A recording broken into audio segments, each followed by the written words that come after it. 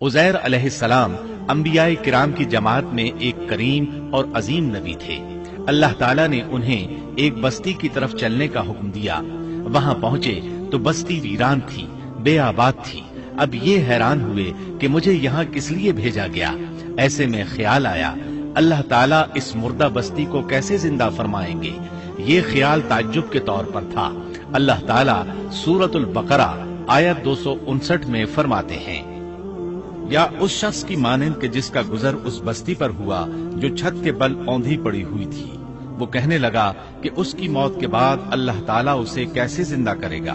तो अल्लाह ताला ने उसे भी मौत दे दी 100 साल के लिए। फिर उसे उठाया, पूछा तुझ पर कितनी मुद्दत गुजरी। कहने लगा एक दिन या दिन का कुछ हिस्सा। अल्लाह ताला ने फरमाया तू 100 साल तक ठहरा रहा। फिर अब तू अपने खाने पीने को देख कि ये बिल्कुल खराब नहीं हुआ, और अपने गधे को भी देख, हम तुझे लोगों के लिए एक निशानी बना रहे हैं। तू देख कि हम हड्डियों को किस तरह जोड़ते हैं, फिर उन पर गोश्त चढ़ाते हैं। जब ये सब जाहिर हो चुका तो कहने लगा मैं जानता हूँ अल्लाह ताला हर चीज पर कादिर है। अल्लाह ताला ने नींद की हालत में उज़ैर अलैहिस्सलाम की रूह कब्ज की थी, इसलिए उन्होंने जवाब देते वक्त समझा कि शायद वो सो रहे हैं। उन्हें ये एहसास भी न हुआ कि मैं तो इतना अरसा मुर्दा रहा हूँ। जब वो सोए थे तो सुबह का वक्त था।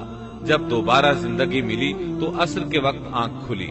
इसीलिए अल्लाह ताला के सवाल के जवाब में उन्होंने कहा मैं एक दिन या दिन का कुछ हिस्सा सोया रहा हूँगा।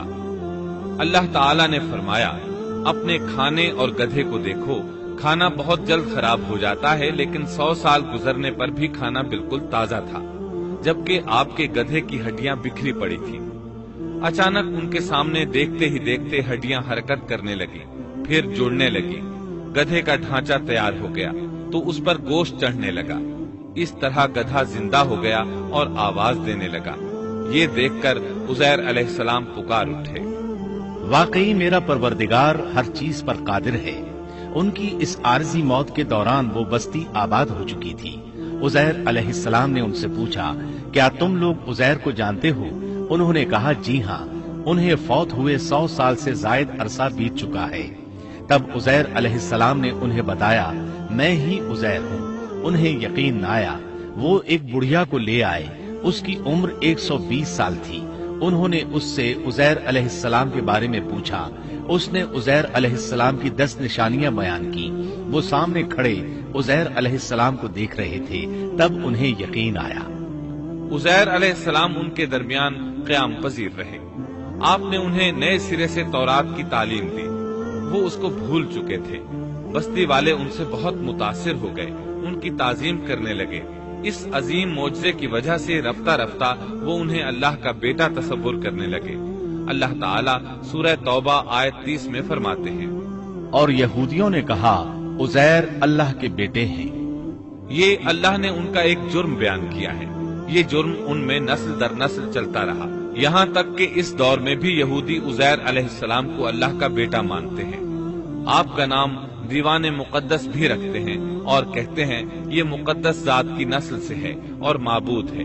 यही उनका शिर्क है। अल्लाह उन पर लानत करे। अल्लाह उन्हें इस जुर्म की सजा जरूर देगा। इंसान कितने ही बुलंद-बाला मकाम पर पहुंच जाए और अल्लाह ताला के साथ उसे ज्यादा से ज्यादा कुर्ब हासिल हो जाए, तब भी वो अल्लाह का बंदा ही रहता है। और किसी भी बुलंदी पर पहुंचकर वो अल्लाह या अल्लाह का बेटा नहीं हो सकता, अल्लाह का शरीक नहीं हो सकता। अल्लाह जल्ल शानुहु की जात पाक वहदहु ला शरीक है और बाप बेटे की निस्बतों से पाक है। लिहाजा इंसान की सबसे बड़ी गुमराही ये है कि वो जब किसी बरगुजीदा इंसान से ऐसे उमूर सादिर होते देखता है जो अक्ल में नहीं आते, तो रोब या अकीदत की बिना पर पुकार उठता है कि ये हस्ती तो खुद अल्लाह है जो इंसानी शक्ल में आई है, या उसका बेटा है, या अल्लाह ताला की शरीक है।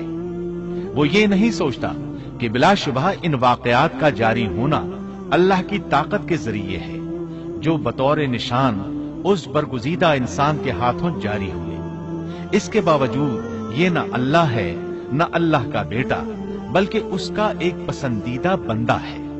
और ये उमूर अल्लाह ताला के खास कवानीन के तहत صرف اس کی تائید اور اس کی صداقت کے لیے ظاہر ہوتے ہیں، ورنہ وہ بھی اللہ تعالیٰ کے آگے اسی طرح مجبور ہے جس طرح دوسری مخلوق۔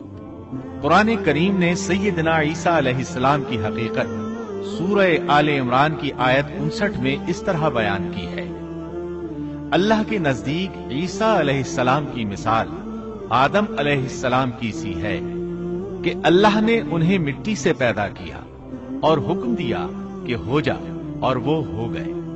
مطلب یہ کہ اللہ کا بیٹا اگر کسی کو کہا جا سکتا تو آدم علیہ السلام کو کہا جانا چاہیے تھا، لہذا کسی نبی کے بارے میں یہ عقیدہ رکھنا کہ وہ اللہ کا بیٹا ہے بالکل فضول اور باطل ہے۔